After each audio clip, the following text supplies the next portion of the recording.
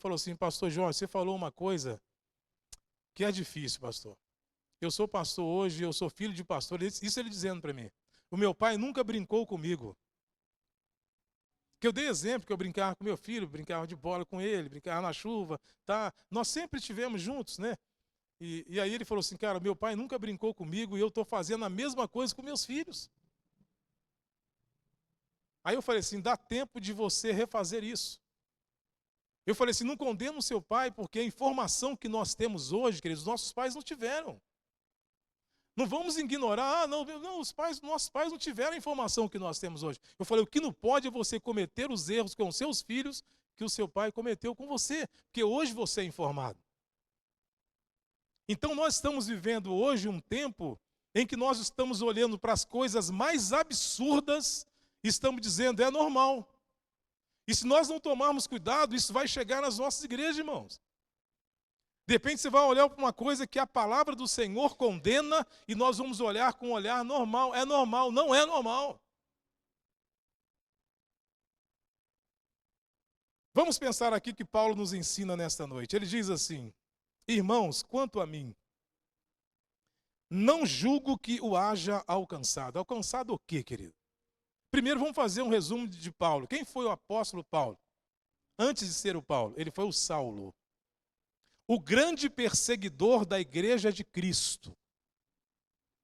Mas a pergunta que muitas vezes não se cala é por que Paulo perseguia a igreja? Por que Paulo perseguiu os cristãos? Que não tinham nome de cristãos naquela época. Eram os seguidores do caminho. Século depois que veio tomar o nome de cristão. Mas por que ele perseguia? Porque Paulo era um cara muito culto. Ele era líder de uma religião chamada mosaica. E ele não admitia que pudesse existir outra religião a não ser a que ele era líder. Por esta razão, ele perseguia. E ele tinha carta das maiores autoridades para mandar prender. A história é terrível, querido. A história é terrível. Ele prendeu muitos cristãos, ele matou muitas pessoas, mas numa desta perseguição, literalmente, ele cai do cavalo. Nós aprendemos uma lição aqui muito importante. Quem persegue um cristão fiel, porque é fiel, vai cair do cavalo. Mas ninguém gosta de ser perseguido. Quem gosta de ser perseguido, irmão? Ah, eu estou passando uma perseguição, glória a Deus, aleluia. Não. Quando a gente está passando uma perseguição, a gente fica triste. A gente fica questionando, gesticulando muitas perguntas. Por quê? Porque, principalmente quando a gente ora. Você quer ver uma coisa, irmão? Se você orar de manhã, tem uma consagração de manhã, você vem na consagração. À tarde você faz 3 visitas. À noite você vai participar de um grupo de louvor. Falar coral, né? Hoje poucos têm, né? Do grupo de louvor. Aí quando terminar o culto, você faz uma oração abençoada. Quando você vai dormir, você fala, meu Deus, volta Jesus. Aí no outro dia você tem uma luta. Você fala, não, eu consagrei, eu visitei, eu jejuei, eu fiz tudo. Por que eu estou passando essa luta? A gente esquece que é ser humano, irmão. Que o cristão fiel passa por dificuldades. E precisa passar para forjar o nosso caráter. Então Paulo, quando perseguia os seguidores do caminho, como eram chamados, ele tinha noção que ele estava defendendo aquilo que ele imaginava ser o certo. Eu vou fazer uma conjectura aqui, irmãos. Tenta pensar comigo, é uma conjectura, tá, querido? Eu vou pensar que Deus, pastor Mauro, traçou um plano com a vida de Saulo antes dele se converter. Ele foi chamado quando ele era líder da religião mosaica. Por quê? Porque Deus gostava de ver aquela atitude dele. Pô, o cara persegue por uma religião que ele acha que é certo. Quando ele entender que eu sou o caminho, que eu sou a verdade, que eu sou a vida, o que ele não será capaz de fazer por mim? E aí foi exatamente. Deus não errou. É claro que não.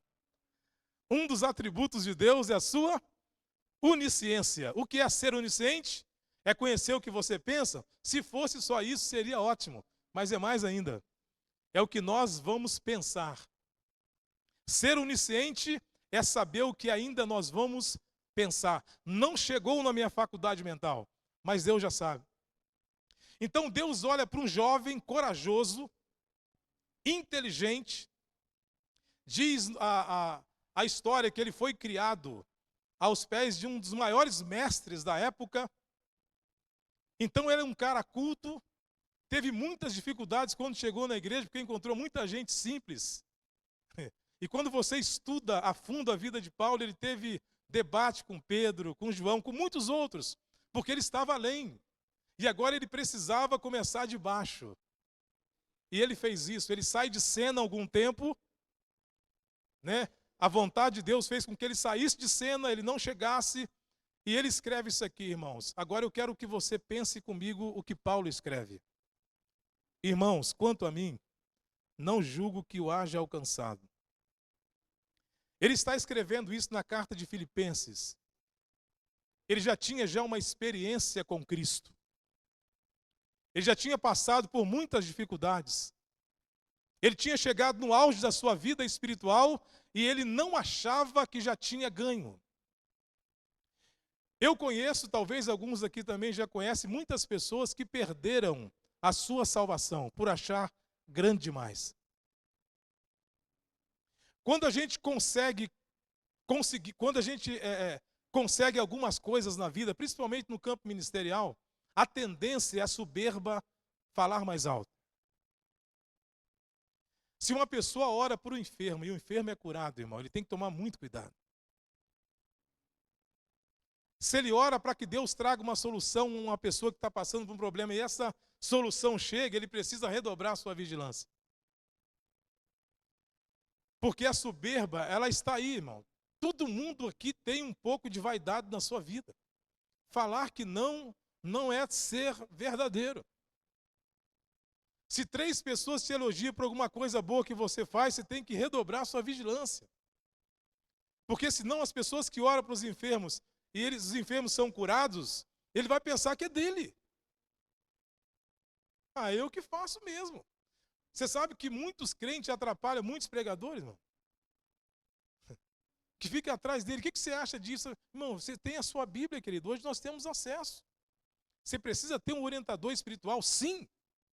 Eu não estou dizendo não. Mas você precisa ter a sua experiência com Deus. Isso é importante. Paulo diz assim, não que eu haja alcançado. Ele já tinha feito muitas coisas. Ele já tinha orado por muitas pessoas que haviam sido curado. A palavra de Paulo trouxe alento a muitas vidas. E ele fala assim, mesmo assim, eu não me acho o dono da verdade. Hoje nós temos a máxima no nosso meio, né? Era o querubim ungido, era isso. Hoje é o Jeová Júnior. Você sabe o que é isso aí, irmão? Tem pastor que se acha o Jeová Júnior. Ele se acha tão importante que ele não pode cumprimentar um irmão. Se Jesus chegasse aqui, ele ia cumprimentar todo mundo. A gente acha, tem gente que sai por trás, não conversa, porque ele se acha importante. Paulo fez tantas coisas em prol do Evangelho. Ele fala assim, quanto a mim, irmãos, não julgo que o haja alcançado. Mas eu faço uma coisa. Preste atenção nisso. Primeira coisa, eu esqueço o que eu passei. É fácil esquecer o passado? Sejam sinceros, querido. Os fantasmas do passado sempre vai tentar nos assombrar no presente.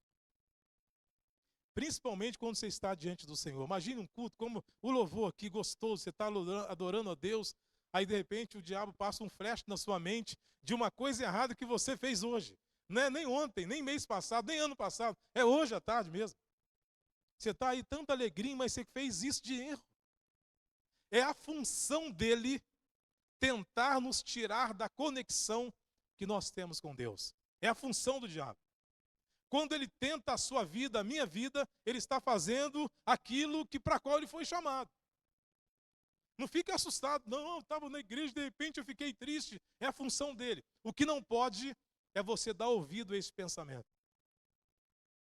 Então ele fala assim, eu esqueço das coisas que para trás ficaram. Agora pense comigo, irmãos. Geralmente a gente não pensa nisso, mas Paulo, deixa eu tomar uma aguinha aqui. Paulo perseguiu a igreja, gente. Ele matou muitos cristãos. É provável que muitas vezes ele estava pregando numa igreja que tinha um parente de uma pessoa que ele havia mandado matar. Então, quando a gente lê isso aqui, a gente não pode passar por cima. Imagine, querido, você tinha uma vida no mundo. O pastor Hernandes de Lopes, ele contou uma vez numa reunião, eu estava presente, ele falou que uma pessoa que havia esfaqueado o irmão dele havia se convertido, um dia ele foi pregar na igreja do cara. Então imagine, lá no mundo, você era do mundão, e aí aconteceu uma briga, alguém foi e matou seu irmão. Você ficou com raiva, saiu da cidade, mudou, aí você se converteu. E o cara que também se converteu, pagou o delito, foi preso, se converteu também. Um dia, você está na igreja e ele está lá falando de Jesus. Como é que você se sente? Então, quando Paulo fala assim, uma coisa eu faço, que é esquecendo-me das coisas que para trás ficaram, é um leque e nós temos que pensar em alguns pontos importantes para nós não vivermos frustrados no presente por causa de um passado que nos trouxe fracasso em alguns momentos. Paulo agora é um baluarte da fé, é um cara que todo mundo respeitava, mas ele tinha um passado. E você sabe que, irmãos, o lugar, permite-me dizer isso, pastor Mauro, de uma forma geral, a igreja é o lugar que menos se usa de misericórdia. Desculpa a sinceridade, querido.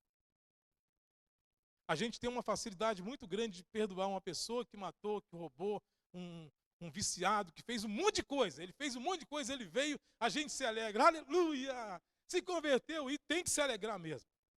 Mas quando o irmão, que era fiel, que servia a Deus, cometeu um erro, a gente tem dificuldade de perdoar, de abraçar e de aceitar o perdão que Jesus ofereceu a esta pessoa. Nós temos dificuldade de fazer isso. E a gente precisa urgentemente acertar esse posicionamento.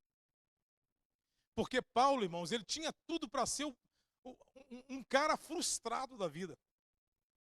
A depressão profunda deveria existir no coração desse cara de tal forma, por tudo que ele fez. Imagine, ele perdia carta às autoridades para prender cristãos, gente. E agora ele se converteu.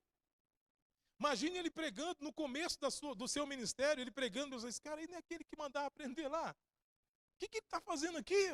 Ô Pedro, o que esse cara está fazendo aqui? Não é assim que a gente faz, querido? Quando Deus perdoa alguém e a gente não perdoa. Imagine se Jesus fosse ruim como nós somos, irmão. Aonde nós estaríamos, gente? Quem iria morar no céu? Quem iria? A gente comete erro no pensamento, nas atitudes, em palavras. Somos perdoados e gostamos de ser perdoados, mas temos dificuldade de perdoar. Por muitos anos na vida eu preguei, pastor Mauro, que o perdão é composto do esquecimento. Depois eu me refiz, eu falei, não pode ser. O perdão você não esquece, você pode perdoar, mas você não esquece. Se uma pessoa te ofendeu, querido, você nunca mais vai esquecer. Mas se você perdoou,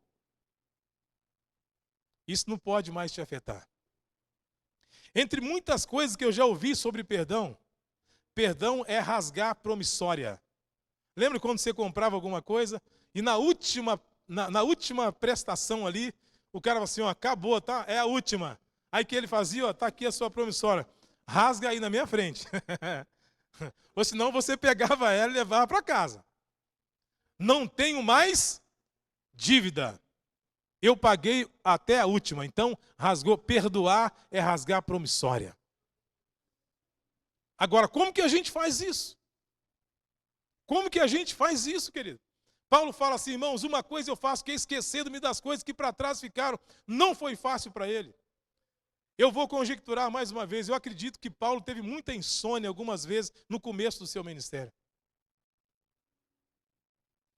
De repente ele estava dormindo e lembrar, puxa, o que eu fiz? O que eu mandava fazer? Mas agora ele é cristão. Gente, ninguém está isento desses fantasmas do passado.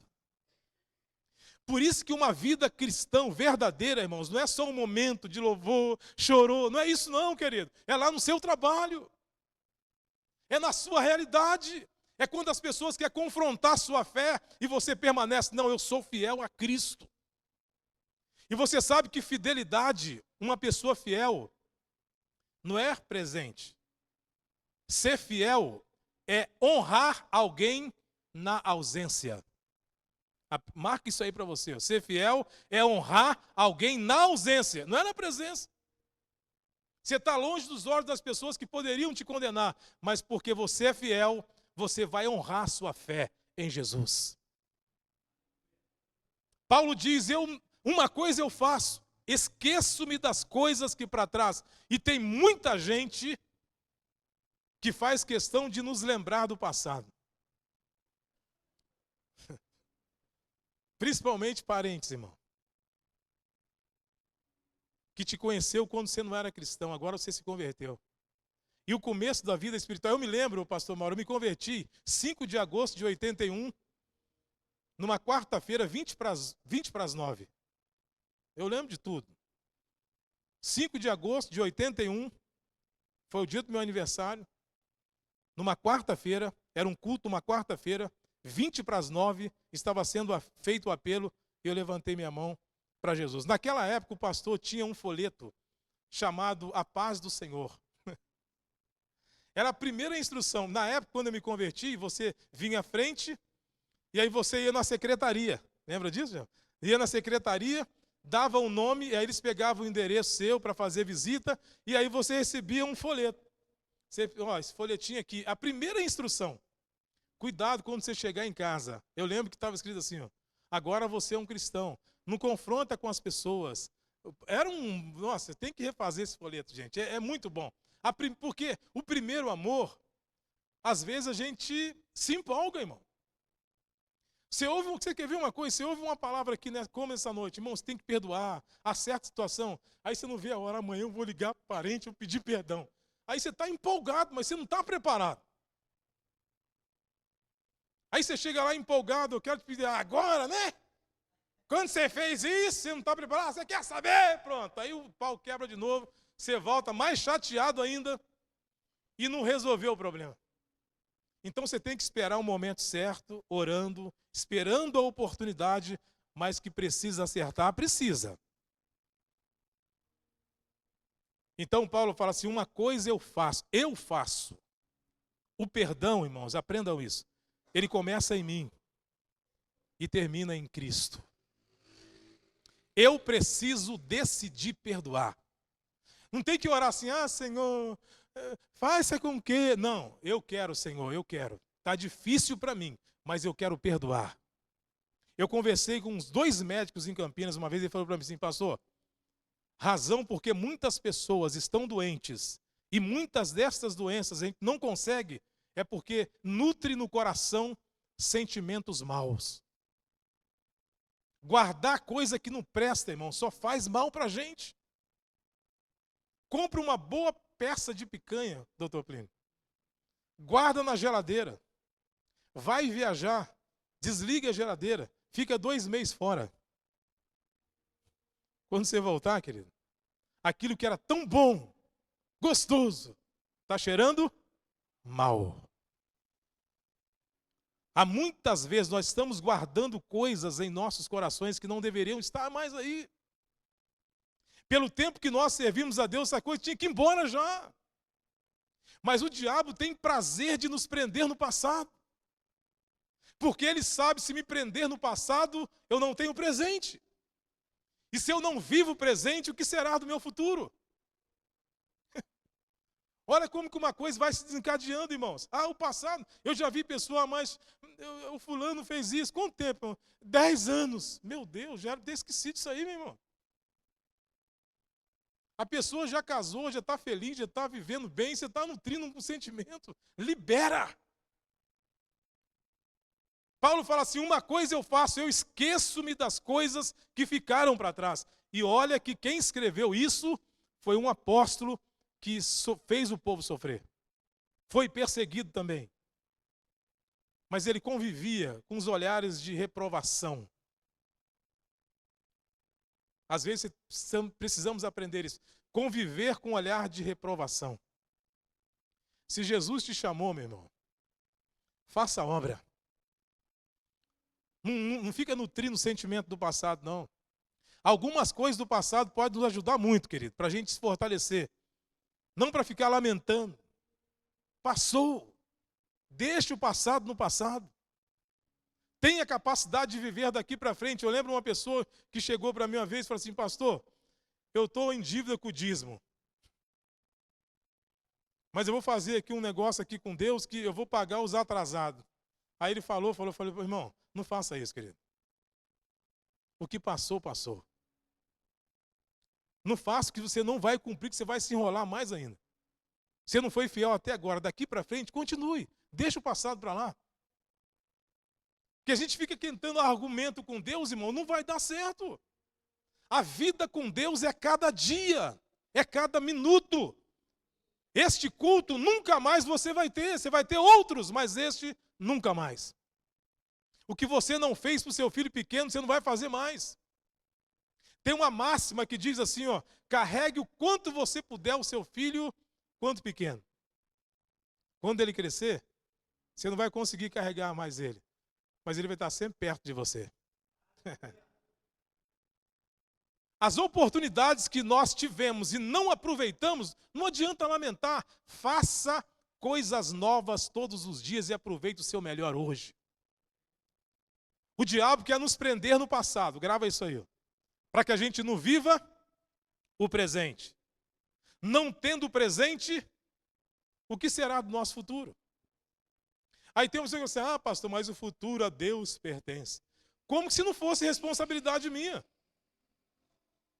O futuro a Deus pertence por causa de uns atributos de Deus, irmão. Ele conhece o passado, o presente e o futuro. Mas a responsabilidade do futuro é sua. Aonde você passará a sua eternidade? Uma pergunta legal. Aonde você quer passar as suas férias? Eu quero. Você quer? Então comece a se programar para aquilo. A programação é nossa. A gente não pode colocar a responsabilidade para Deus, que é minha, senão eu vou fugir da minha responsabilidade. E quando Deus fez o homem, ele colocou dentro dele livre arbítrio, capacidade de pensar. Os animais agem, mas o homem pensa. Penso e logo existo. Capacidade de pensar. Os animais agem, mas nós pensamos.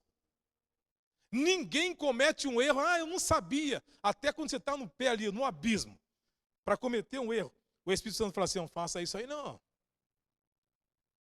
Como que Deus fala com a gente? O Abner pregou quinta-feira passada lá na igreja. E aí perguntaram para ele sobre Jonas, né? Falaram assim, como que Deus falou com Jonas? Interessante mesmo, né, querido? Como que Deus falou com Jonas? Às vezes nós achamos que Deus vai chegar assim tocando trombone, né? Pararam, pam, pam, pam, pam. Jorge, eu sou Deus. Não. Ele pode falar também. Mas eles falam na sua consciência. Faça isso não. Não vai por esse caminho não. Deus trabalha com a capacidade do homem, gente.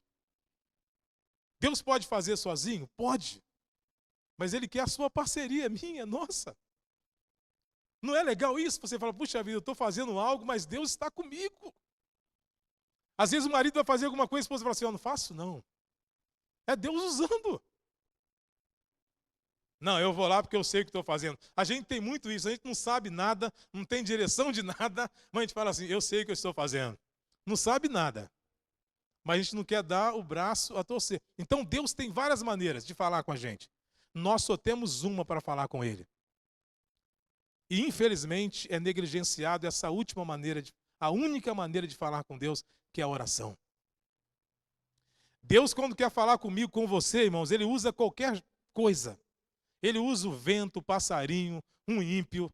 Uma vez Ele queria chamar a atenção de um profeta, Ele usou uma jumenta, meu. Como é que você olha esse texto, gente? Eu fico pensando, como é que foi isso aqui, cara? A gente tem que pensar. Eu gosto de ler a Bíblia assim, irmão, pensando, viajando. Como é que foi isso? Como é que Deus falou? Aí, né, o profeta sabia que estava indo num caminho errado, e ele bateu o jumento, parou. Eu fico vendo, sabe, querido, que o mar respeita a Deus, o vento respeita a Deus, os animais respeitam, os peixes, tudo respeita. Só o ser humano, que foi criado como um ser diferente, saiu da posição que Deus o colocou. Pense comigo, os animais estão na mesma posição. O cavalo é o cavalo. Tá. Aliás, foi ele que deu o nome. Imagine você visse um leão. Como é que vai chamar isso aí? Olha a capacidade que Deus deu para Adão, ele deu. Hoje a gente lendo, a gente vendo, é fácil. Mas pensa lá no começo. O único animal racional que Deus fez com raciocínio, com capacidade de pensar antes de agir, saiu da posição de Deus. Então, quando Deus quer falar com você, você não precisa correr atrás de profeta, tá, querido? Não precisa, não. Tem vaso de Deus? Tem. Tem homens e mulheres que são usados por Deus? Tem. Isso é verdade. Mas quando Deus quer falar contigo, Ele te encontra. Pode ficar tranquilo aí. Ele sabe onde você mora. Ele sabe o seu RG. Ele sabe o que você está passando, o que você está pensando exatamente agora. Ele sabe de tudo. Então, quando Ele quer te encontrar, Ele manda alguém. Uma vez ele queria encontrar um camarada que fez um grande mover na época. Ele estava com fome, numa caverna, assustado. Aí Deus manda um corvo. Já parou para pensar nisso também? O corvo come coisa podre. E ele levou um filezinho para ele, fresquinho. Não vai comer isso, porque quando Deus determina, as coisas acontecem. Você crê assim? Você crê que Deus pode mover a sua vida de tal forma? Você crê que Deus pode apagar o seu passado? Agora, Ele vai fazer isso com a permissão, querido. É tipo uma faxina que precisa ser feita na nossa casa. Aí você tranca um quarto e fala assim, pode limpar tudo, mas aquele quartinho lá, mexe não. Mexe não, ali tem umas coisinhas ali. Eu não uso, mas está lá. Se não usa, meu irmão, desprenda, querido. Se você não usa certa coisa, vai guardar para quê, meu irmão? Tem certas coisas que estão alojadas no nosso coração, gente. Amor, por exemplo. Eu conheço pessoas, pastor, meu coração não tem mais amor, não. Já passei muito. Tem sim. Está lá no fundão o amor, mas tem. Tem um monte de coisa por cima. Sabe quando alguém chega e fala assim, você tem uma chave aí? Você fala assim, eu tenho. Você vai lá dentro e fala assim, onde tá? Eu sei que eu tenho essa chave, mas aonde está? Você falou que tem, agora você vai procurar. Aí você vai, tá lá no fundão, mas tem.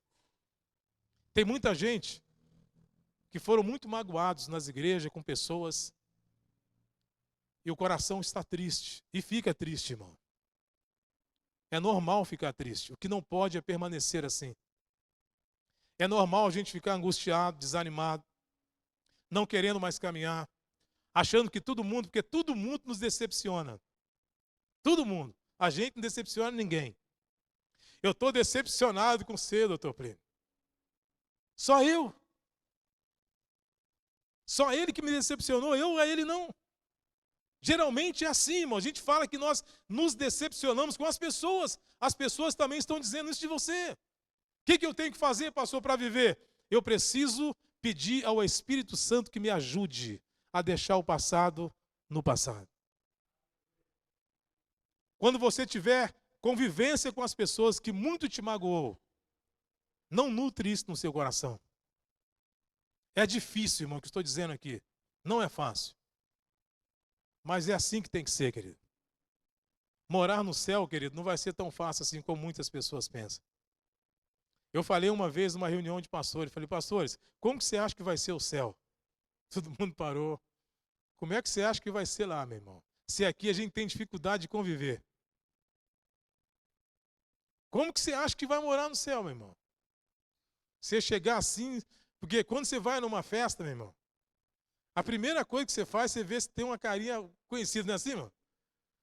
Tem um conhecido, opa, você já encosta ali, fica ali. É assim que... Nós encontramos uma moça nos Estados Unidos, coitada, que ela casou lá, nós estamos na casa dela lá. E ela falou assim, pastor, nosso casamento foi horrível, porque ela saiu daqui, inclusive de Indaiatuba.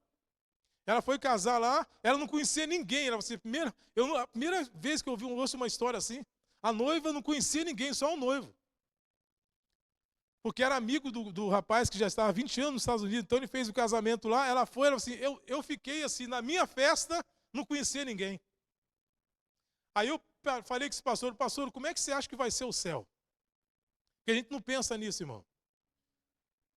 A gente não pensa, a gente não tem visão de reino. A nossa visão é muito egocêntrica. Se a gente não aprender a viver aqui, como é que vai ser no céu, meu irmão? Imagine o céu, ó. Você chega lá, cristã, de Indaiatuba ou de Campinas? Ah, Indaiatuba. Direita, esquerda. Família cristã. Assembleia de Deus. Batista. Não, vai ser. A gente não consegue conviver aqui, irmão.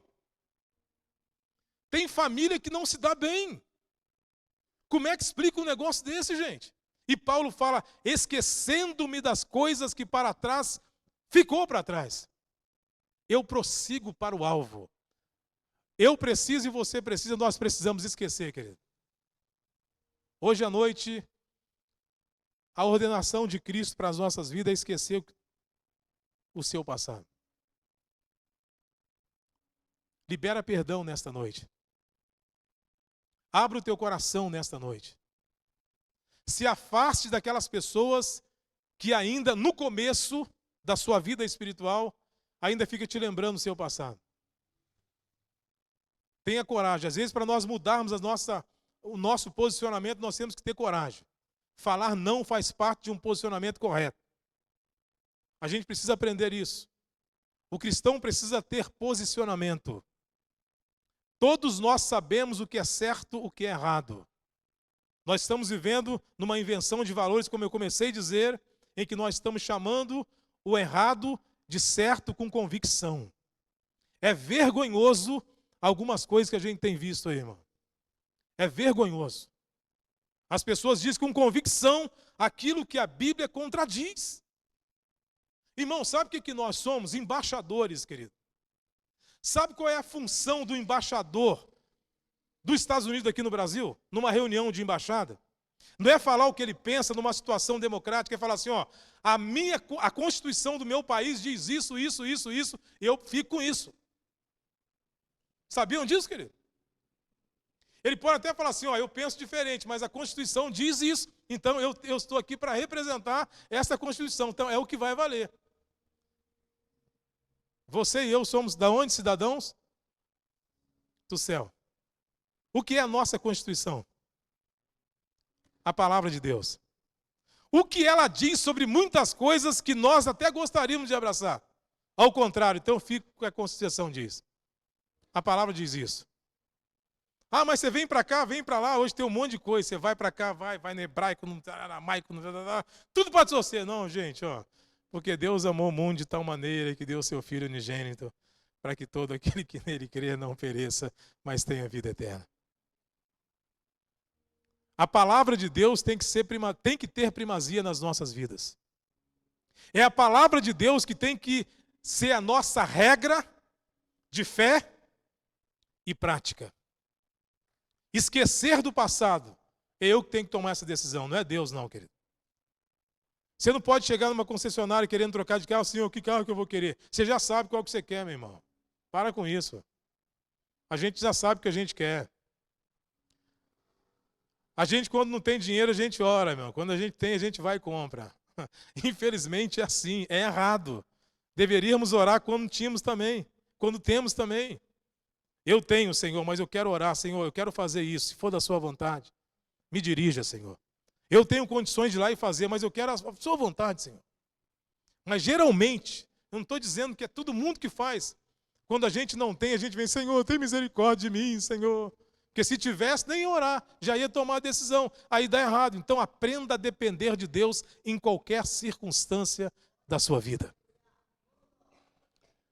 Quantos estão dispostos aqui a tomar uma decisão hoje? Eu estou aqui. Senhor, eu quero tomar uma decisão. A decisão quem tem que tomar sou eu. Amém? Você precisa tomar essa decisão. Esquecer das coisas que ficaram.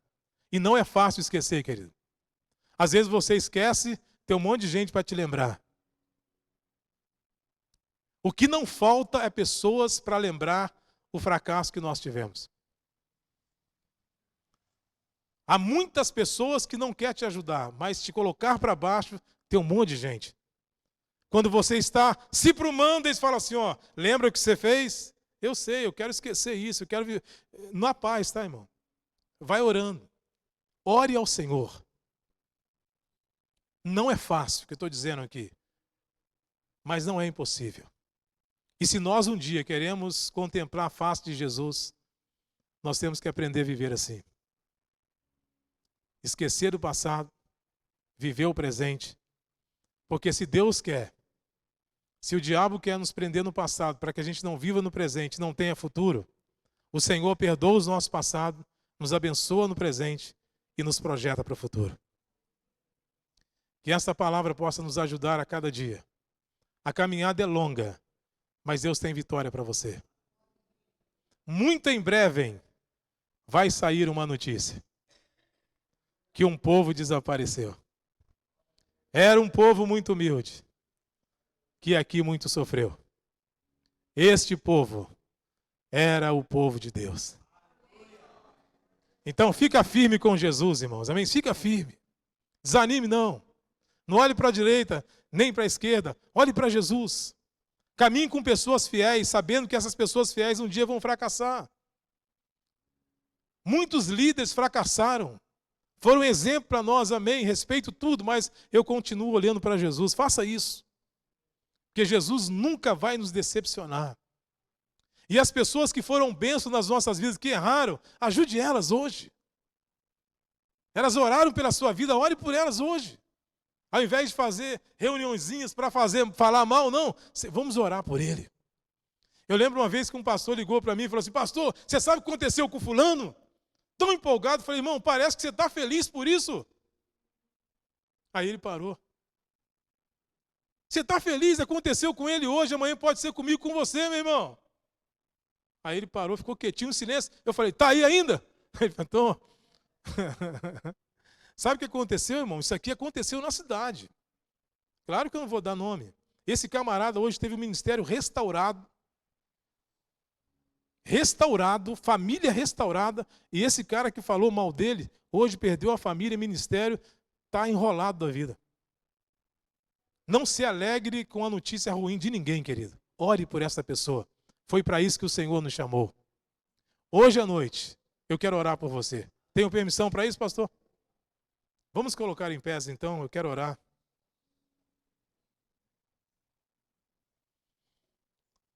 O Senhor está aqui nesta noite. Eu tenho certeza que essa decisão que você tomou nesta noite de deixar o passado, viver o seu presente, vai trazer paz ao seu coração. Ó Deus, em nome de Jesus, nós estamos aqui diante do Senhor, um Deus poderoso, que não nos trata segundo os nossos pecados e falhas, mas que renova em nós a sua bondade, a sua misericórdia. E nesta noite, Pai, o Senhor conhece a cada coração aqui. O Senhor sabe como nós chegamos para este culto. Talvez alguém orou: Senhor, eu estou indo hoje à igreja. Fale comigo, Pai. E que a tua voz possa estar soando nesse coração, Pai. Soando nestas vidas. Que haja nesta noite uma transformação a começar em mim. Que o Senhor possa nos transformar de tal forma que nós possamos olhar para o passado e exaltar ao Senhor por vivermos esse presente. Da onde o Senhor nos tirou e para onde nós estamos caminhando. Eu quero, ó Deus, impetrar a bênção do Senhor sobre cada vida aqui nesta noite. Que haja libertação, cura. Tira, Senhor, raízes de amargura. Aquilo que nos prejudica. Às vezes nós estamos aqui, Pai, na Tua casa, mas nutrimos no nosso coração um sentimento que não deveria estar mais aqui. Mas eu creio no bálsamo. Eu creio na libertação. Eu creio na cura. Eu creio que o Senhor está aqui nesta noite para fazer algo que nós não podemos fazer. Só o Teu Espírito Santo pode mudar pensamentos. Só o Teu Espírito Santo nos ajuda a vencer os embates da vida. Não é fácil sofrer uma calúnia, Pai. Quantas pessoas se entristeceram? Quantas pessoas perderam até o prazer da vida, porque a tristeza chegou no coração. Mas hoje à noite eu tenho certeza que a alegria do Senhor é a nossa força, e é nessa força que nós venceremos, em nome de Jesus e para a glória do Senhor. Amém, queridos.